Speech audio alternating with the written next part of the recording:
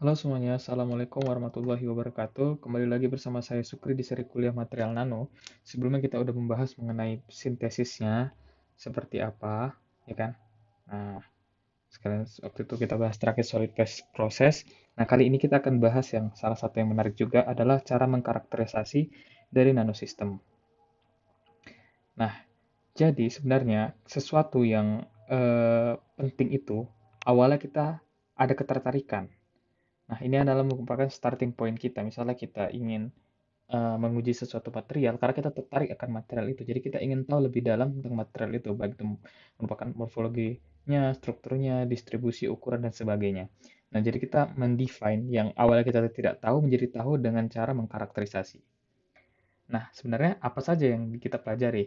Jadi informasi yang dapat menarik untuk kita ketahui adalah contohnya kita mengetahui morfologi, baik itu berupa partikel size-nya, ataupun shape-nya, atau yang lainnya. Komposisi kimia seperti apa, struktur kristalnya seperti apa, kemudian surface energi seperti apa, sama sifat fisik lainnya bagaimana. Nah, ini semua yang ingin kita ketahui dan kita akan memakai alat-alat yang juga berbeda dengan ketika kita mengkarakterisasi material book. Jadi skalanya bukan skala nano. Nah, karakterisasi dan manipulasi dari individual nanostructure itu membutuhkan pertama, karena kita membahas mengenai nanostructure, kita harus ini ya, make sure kita mempunyai alat yang sensitivitasnya tinggi, sangat tinggi, akurasinya bagus, baik, sama dia resolusinya sampai ke skala atomik. Di mana dulunya sebenarnya kita udah mengenal nih sebenarnya nano teknologi, tapi kita belum tahu itu namanya nanoteknologi. Jadi nanotech itu populer di tahun 2000-an. Nah, sebelumnya itu kita memakai alat yang belum mampu tuh mendeteksi keberadaan eh, si nanoscale ini atau dalam resolusi nano gitu. Dalam resolusi atomiknya itu kita belum mampu waktu itu. Nah, tipe-tipe yang dikarakterisasi pertama ada struktural sama morphological karakterisasi, bisa light scattering, X-ray diffraction, XRD. XRD ini kita dapat mengetahui fase kristalin ataupun amorphous, ukuran kristalin ataupun defeknya yang ada pada material tersebut. Kemudian ada small angle X-ray scattering atau SAX. Kemudian ada electron microscope, ada TEM sama SEM. Kemudian yang kedua ada chemical characterization. Jadi kita memiliki ada namanya analytical electron microscope atau AM. Kemudian ada beberapa metode spektroskopi seperti NMR, FTIR, FTIR,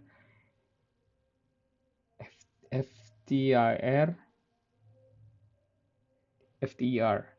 Sorry, bahasa Inggrisnya jelek ya. Jadi NMR, FTER sama Raman.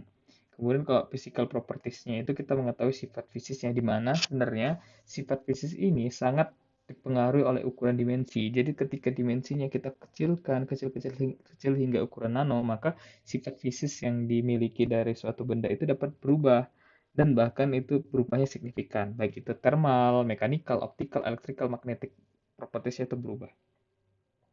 Nah, di sini struktural morphological karakterisasi biasanya digunakan untuk mengetahui informasi. Kita bagi dua sebenarnya, ada struktural information, sama informasi morfologiknya bagaimana. Kalau informasi strukturalnya, kita ketahui kristal strukturnya, bagaimana atom-atom itu terarrangement, teratur, gitu kan. Kemudian kisi kristalnya bagaimana, orientasi nanokristalnya bagaimana, strain in the kristalnya bagaimana. Sedangkan pada morfologikalnya kita tahu ada nanokristalnya seperti apa, kemudian aspek rasio misalnya dari nanowire, diameter panjang, kemudian size of nanoparticle dan distribusinya, serta struktur propertiesnya bagaimana ini hubungannya gitu. Nah, keduanya tadi itu punya korelasi atas sifat-sifat fisik yang dihasilkan seperti sifat yang udah kita sebutkan mekanik, magnetik, mekanik, benar, optical, electrical, magnetik itu berpengaruh jadinya. Nah, di sini ada size range different characterization metodenya. Jadi kita tahu nih dari 0,1 nanometer hingga 100 mikrometer dengan eh, metode yang berbeda-beda. Jadi kita dapat menyesuaikan kebutuhan. Jadi memilih teknik yang tepat sesuai ukuran yang diprediksikan. Contoh kita misalnya memakai si elektron mikroskop. Elektron mikroskop rupanya dari jauh range-nya sangat besar ya. dari yang besar hingga yang kecil dia bisa. Jadi kita menyesuaikan aja sama kebutuhan kita ya. Ada sedimentation, gravity, ultramikroskop, quasi. Jadi kok ultramikroskop ini nggak nyampe dia di 1 nanometer gitu kan. Nah, kalau kita pengen nyampe 1 meter selain elektron mikroskop, kita bisa pakai si quasi ini bisa, quasi electric string, kemudian di SAX juga bisa. Nah, ini udah kita pelajari sebelumnya, kita ada bahas mikroemulsi, sol gel, kemudian ada co-precipitation. Kalau mikroemulsi ini kita waktu itu bikin core shell ya. Jadi core-nya itu ada AU, shell-nya itu ada SiO2. Nah, jadi kita pengennya itu pengen memeriksa nih. Jadi kita karakterisasi udah bener nggak hasilnya nanti seperti ini. Apakah yang di tengah itu udah terbentuk AU-nya, terus core shell-nya itu apakah udah SiO2. Nah, itu kita harus cek dulu gitu kan. Nah, misalnya pada sol gel ini, misalnya kita bikin silika mesopor. Kita lihat bentuknya dan ukuran porinya itu bagaimana gitu kan. Nah, jadi karakterisasi itu juga bisa untuk mengecek yang sudah kita bikin gitu kan. Kemudian si co-precipitation misalnya Fe3O4 nanopartikelnya. Jadi kita cek size-nya bagaimana, distribusi ukurannya bagaimana. Nah, seperti itu kira-kira. Misalnya yang paling banyak ya nanomaterial yang kita temukan ada carbon based nanomaterial, ada grafin. Grafin ini dia satu layernya. Nah, si grafin ini juga ada macamnya ya, ada single layer grafin, ada few layer grafin. Kalau misalnya si grafin itu berikatan van der Waals antar layernya, kita sebut grafit, itu 3D. Kemudian kalau di roll si grafin tadi bisa disebut menjadi carbon nanotube, atau dia bentuk tabung gitu. Nah, ini 1D, dan ini ada juga pembagiannya, ada single wall, ada multi wall. Kemudian kalau si grafin tadi dibuat jadi ball disebut fluoren 0D. Nah, jadi kita bisa nih ngecek dengan karakterisasi nanti yang terbentuk itu grafinnya apa, single atau few layer. CNT-nya apa, single wall atau multi wall. Gitu seperti itu. Nah, jadi pada awalnya tahun 2000-an kita nanomaterial ini hanya pasif nanostructure. Jadi kita kayak hanya mengecilkan ukuran dari material itu, tapi fungsinya masih sama. Misalnya coating, nanopartikel, nanostructure metal, polimer, seramik. Kemudian kalau aktif nanostructure, kita ada pemberian kayak tugas tambahannya. Pada tahun 2005 itu dikembangkan kayak targeted drugs. Eh, Contohnya ada 3D transistor juga bisa ya, karena sebagai amplifier juga. Kemudian tahun 2010 dikembangkan integrated nanosystem atau set assembly, di mana ini terjadi dekatan 3 dimensi dan secara struktural dia membentuk self assembly tetap dalam ukuran nanosistemnya. Nah, ini biasa dikembangkan pada robotik, bisa. Kemudian pada tahun 2015 sampai 2020 ini dikembangkan molekular nanosystem, di mana contohnya kita mendesain pada skala atomik, di mana ukuran dalam molekul dapat bergerak. Jadi kayak nanokar gitu ya.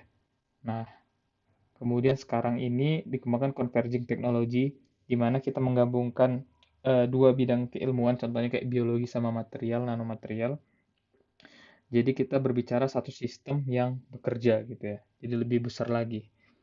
Kemudian ini ada imaging teknik. Jadi imaging teknik itu kita bisa pakai elektron mikroskop, SEM dan TEM, atau force mikroskop, AFM, sama scanning tunneling mikroskop, STM.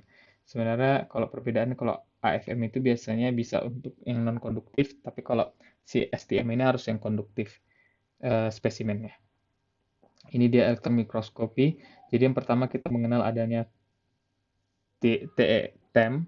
Jadi TEM ini singkatan dari Transmission Electron Microscope, di mana ada konsepnya berkas elektron, dia menembus lapisan spesimen yang tipis. Nah, interaksinya nanti itu yang akan didapatkan oleh detektor dan diubah menjadi tampak visual. Sedangkan kalau scanning electron microscope atau SEM, di mana ini surface dari sampel itu akan ditembaki oleh energy beam atau elektron yang cepat diakselerasi, kemudian akan menabrak si elektron ada pada sampel. Kemudian jadi elektron pada sampel itu akan terdorong keluar gitu, terpental jadinya. Nanti akan kita bahas interaksi dari elektron beam ini dari sampel. Itu akan banyak nanti signal yang akan dihasilkan. Kemudian ini informasi dari elektron mikroskop, ada TEM. Jadi TEM itu kita bisa melihat morfologi dan bentuk dari individual structure-nya, kemudian crystal structure sama cacat-cacatnya, komposisi unsurnya bagaimana, terus ada grain boundary dan dislokasi. Dan ini kita memakai HRTEM atau High Resolution TEM. Sedangkan SEM adalah kita bisa mengecek surface morfologi, permukaannya bagaimana, shape of individual structure, bentuk struktur dari individualnya, komposisi unsurnya, sama phase contrast. Jadi bisa kita cek nanti kontras fasanya, kontras itu seperti apa. Jadi kayak ketahuan nanti unsur-unsurnya. Gitu. Ini mikroskopi lens. Jadi kita kan uh, mengenal ya ada optical microscope. Jadi optical microscope itu menggunakan cahaya tampak atau visible light yang difokuskan. Nah, cahaya yang difokuskan ini kan visible light memiliki panjang gelombang lambda itu di 400 sampai 750 nanometer, dan kalau misalnya di contoh ini kita ambil yang dia 600 nanometer atau di 6000 Armstrong. Nah, sedangkan kalau elektron mikroskop, dia berkas elektron atau elektron beam tadi memiliki panjang gelombang elektron itu sangat pendek dibandingkan visible light. Sehingga pada persamaan AB ini adalah D sama dengan 0,61 kali lambda dibagikan NA atau numerical aperture yang merupakan yang didapatkan dari masing-masing dari alat. Ketika D-nya kecil maka resolusi tinggi, ketika D-nya besar maka resolusi rendah. Otomatis semakin kecil nilai lambdanya, maka D-nya akan makin kecil, maka resolusi makin tinggi. Sehingga didapatkan elektron mikroskop itu memang menghasilkan resolusi yang jauh lebih tinggi dibandingkan si optical mikroskop. Nah, jadi ketika panjang gelombang elektron itu lebih kecil dibandingkan panjang cahaya, maka limit dari resolusi itu lebih tinggi dibandingkan pada ketika kita ngecek an objek. Gini maksudnya, jadi karena panjang gelombang si elektron lebih pendek, maka kemampuan kita mengecek benda yang sangat kecil itu lebih lebih besar gitu. Jadi limitnya lebih tinggi gitu. Kemudian ini ada elektron mikroskop. Jadi elektron mikroskop ini kan terbagi menjadi dua, ada SEM sama TEM. Dan SEM dan TEM ini membutuhkan namanya acceleration fold. Acceleration fold ini adalah energi yang dibutuhkan untuk mempercepat si elektron beam tadi kan. Nah, kalau pada SEM kita membutuhkan 1 sampai 40, range-nya 1 sampai 40 kilo electron volt, kalau TEM 1 sampai 1000 kilo electron volt. Kemudian besaran atau magnifikasi pada SEM sampai di 200.000 kali, namun ini tergantung alatnya. Jadi nggak segitu juga bisa dapatnya. Kalau untuk TEM maksimal dia bisa sampai 2 juta kali, ini adalah HRTEM, High Resolution TEM. Kemudian kalau resolusinya di few nanometer, kalau di TEM few Armstrong, kalau imaging meternya scatter electron beam, kalau TEM itu transmitted E-beam, kalau scatter itu hamburan, transmitted itu yang ditransmisikan. Power of the human eye, jadi kemampuan terkecil kita melihat itu 0,2 mm. Kalau optical microscope itu di 1000 kali 0,2 mikrometer. Kalau scanning elektron SEM itu di 200.000 kali few nanometer. Kalau TM itu 2 juta kali few Armstrong. Ini adalah alat yang ada di ITB ya. Ini ada SEM yang di atas, yang TEM yang ada di bawah. Jadi kalau misalnya kita bahas dikit lagi tadi yang ketika voltnya semakin tinggi, lambdanya semakin rendah, maka resolusi semakin tinggi. Ya udah kita bahas tadi. Tapi di setiap metode pasti ada dong limitasinya. Nah, limitasi pada SEM dan TEM ini juga agak banyak ya sebenarnya. Yang pertama ada kita interpretasi SEM dan TEM. Di mana kan kita SEM dan TEM ini mengubah sampel yang seharusnya 3 dimensi kita lihat dalam 2 dimensi. Di mana pasti memungkinkan terjadinya adanya interpretasi. Nah, ini diilustrasikan oleh ilustrasi Hayes pada problem ini. Contohnya kita lihat nih, si badak ini. Nah, badak ini, kalau misalnya kita lihat kesimpulannya, badak ini punya satu tubuh, dua kepala, empat kaki. Ya enggak? Pasti iya dong. Kita lihat seperti itu. Nah, ini interpretasi kita yang salah. Nah, ini bisa terjadi karena sampel image-nya itu yang bertumpukan. Jadi overlap satu sama lain. Harusnya 3D, kita lihat jadi 2D. Nah, ini memang kayak sering terjadi seperti ini. Kemudian ada sampling.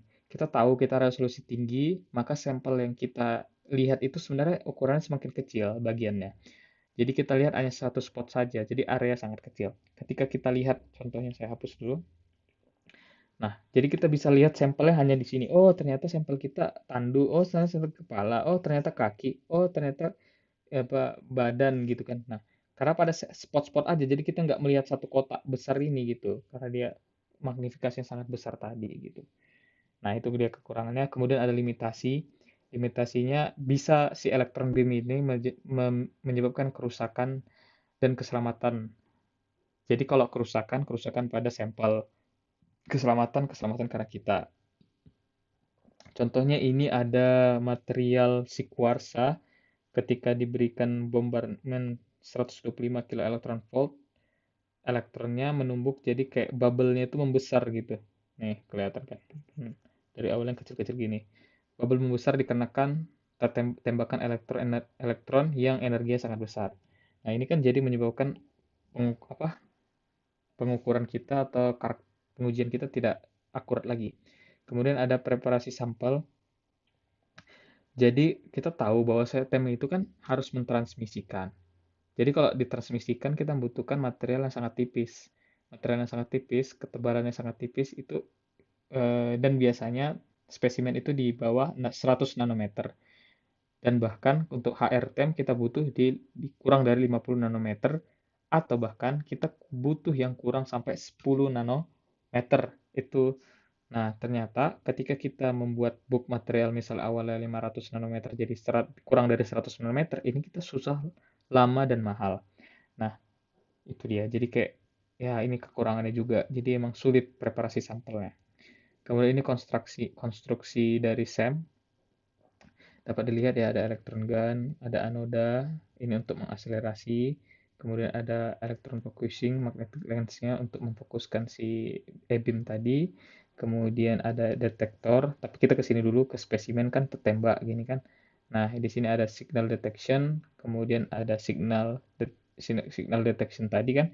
Kemudian karena udah didapatkan data yang kita inginkan, misalnya SEM kan kita butuh backscatter elektron atau secondary elektron. Nah, kemudian bisa kita tampilkan di signal display gitu. Nah, ini yang saya bilang tadi, bahwasanya ketika elektron beam menabrak si spesimen akan terjadi banyak signal yang munculan. Tapi kita bahas menjadi dua dulu ya. Yang warna merah dulu terlihat. Jadi yang warna merah itu ada secondary electron atau SE. Jadi elektron ini tertendang keluar dari sampel.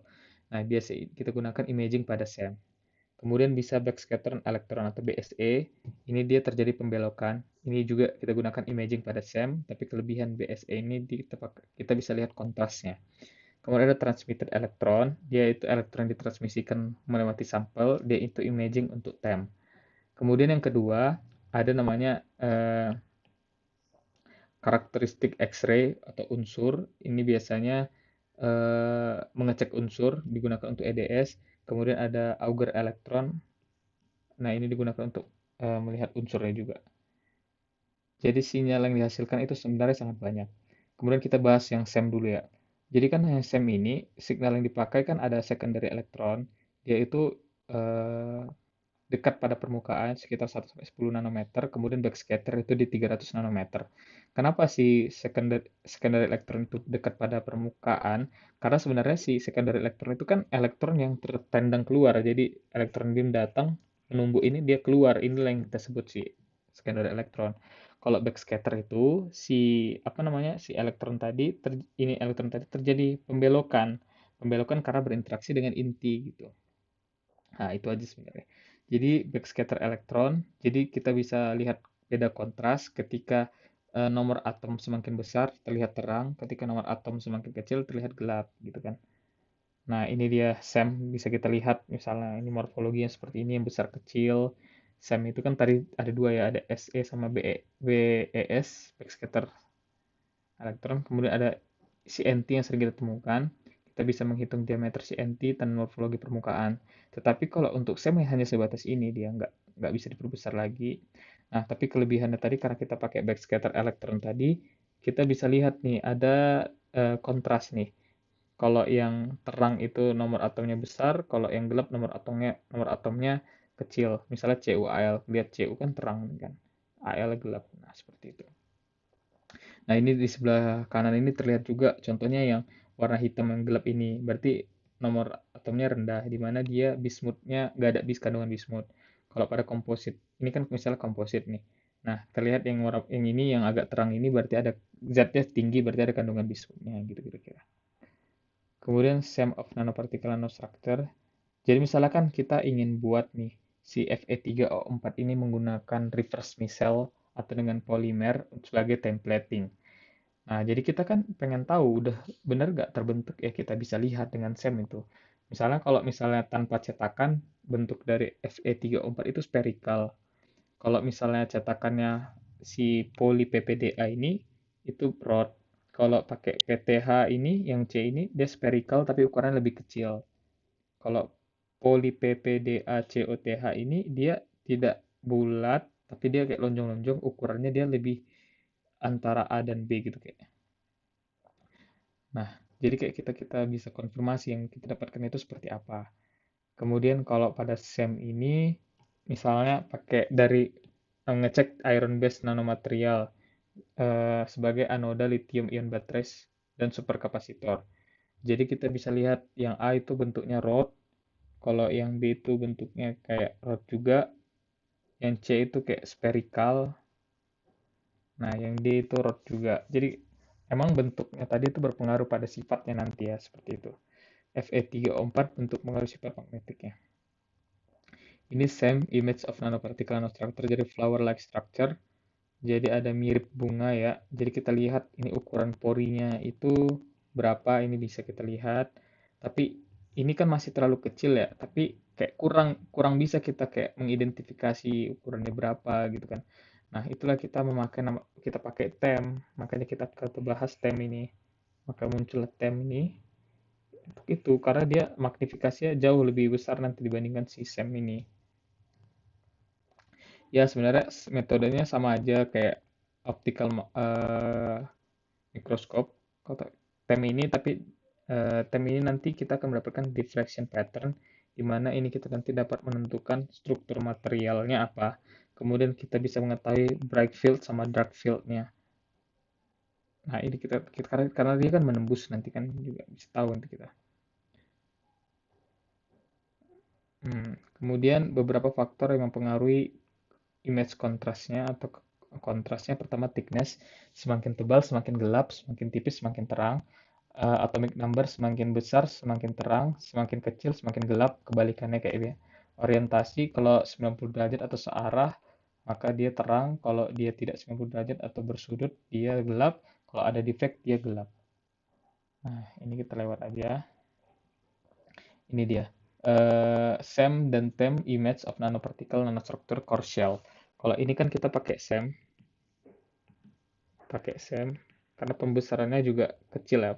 Flower Slack sudah dibuktikan untuk core shell-nya. Jadi ini kita belum lihat core shell-nya. Kalau flowersnya udah bisa lah kayak kita tahu gitu kan. Tapi kok core shell-nya kita belum tahu nih. Maka kita pakai TEM. Nah, di TEM ini juga terlihat nih, ya ada imaging pada TEM. Eh, karena dia ditransmisikan kontrasnya beda-beda, jadi komponen inti dan kulitnya berbeda. Itu yang kita tahu, yang intinya tadi si Ag, kulitnya itu pakai SiO2. Terbukti terbentuk struktur flower like. Makanya kita pakai TEM tadi kayak apa namanya? Mengetahui.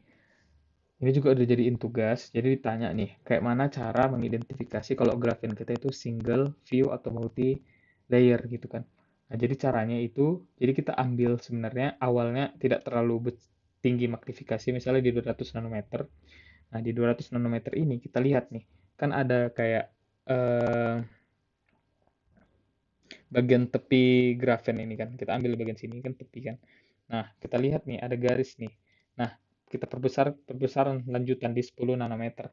Nah, terlihat hanya satu kayak satu doang kan. Nah, ini kita dapat mengidentifikasikan bahwa dia itu single layer grafen. Sedangkan kalau misalnya yang D ini sampel yang sama ya, yang ini sama ini sebenarnya sampel yang sama, ini sama ini sampel yang sama.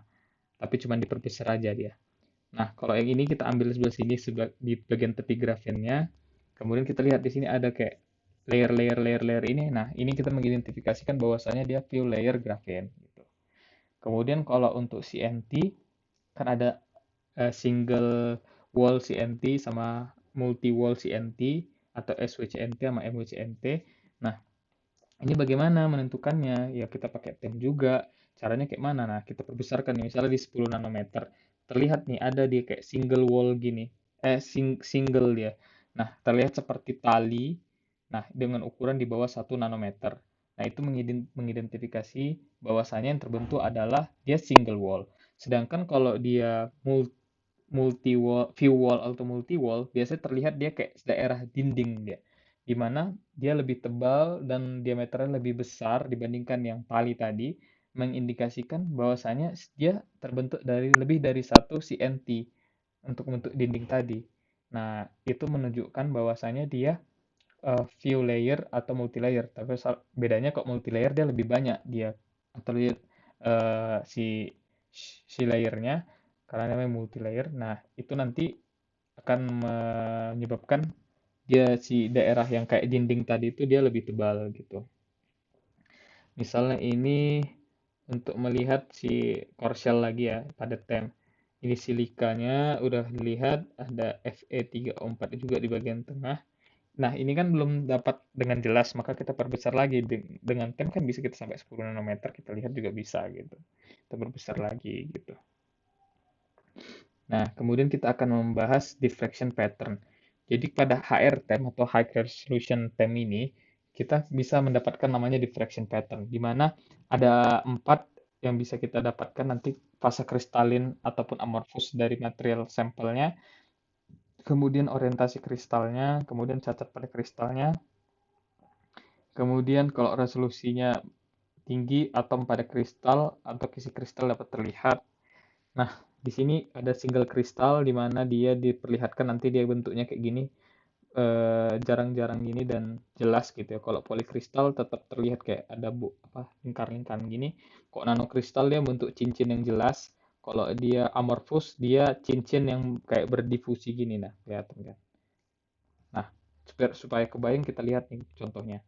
Nah, kalau di sini kita lihat kan kayak ada titik-titik gitu kan, tapi kayak membentuk lingkaran juga kan, ini kita sebut nanokristal. Sorry. eh Iya benar. Ini nanokristal, kemudian yang ini kan kalau polikristal kayak titik-titik gitu kan. Nah, kayak belum jelas ringnya. Nah, itu kita sebut polikristal. Nah, kalau ini kita sebut dia si single kristal karena dia kelihatan kayak yang ini, yang hitam-hitam ini. Nah, seperti itu ya kira-kira. Nah, di sini kita akan bahas Atomic Force Microscope atau AFM, di mana ini kita menggunakan si scanning probe. Jadi scanning probe itu mengukur nanti. Jadi fungsinya kita dapat mengukur gaya atomik antara atom pada permukaan sampel dengan tip pada ujung dari si cantilever tadi probe kita ketika kita scan si permukaan sampel tadi. Nah, kayak gini contohnya ya. Aku hapus dulu. Nah, jadi kalau misalnya ini tip kita, ini si cantilever tadi, ujungnya tadi needle-nya, ini si atom permukaan kita. Nah, pasti ada gayanya di sini terbentuk. Nah, gaya yang terbentuk itu menyebabkan adanya defleksi pada cantilever.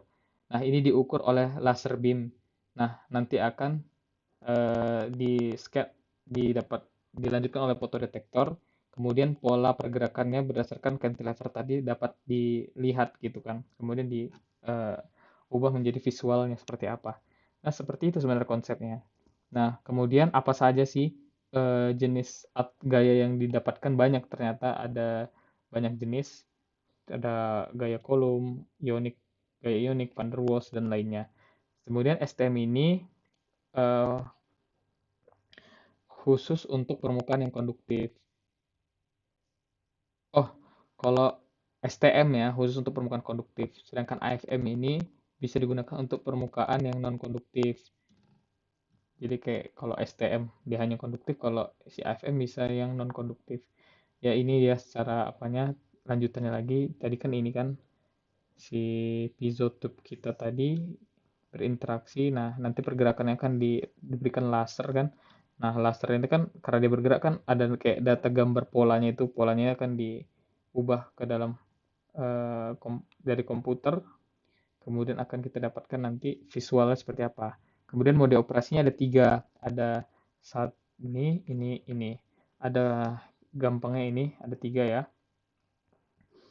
Nah, jadi ada kontak mode. Jadi kontak mode ini dia kayak menyentuh permukaan sampel, ya kayak nggak disentuhin aja gitu, menyesuaikan kayak mana bentuk sampelnya, menyentuh permukaan sampel, dan gaya repulsi ini cukup besar ya, karena dia sangat dekat dia jaraknya. Kalau non kontak ini dia bergerak berosilasi, tapi dia nggak sempat kontak si probe-nya ini.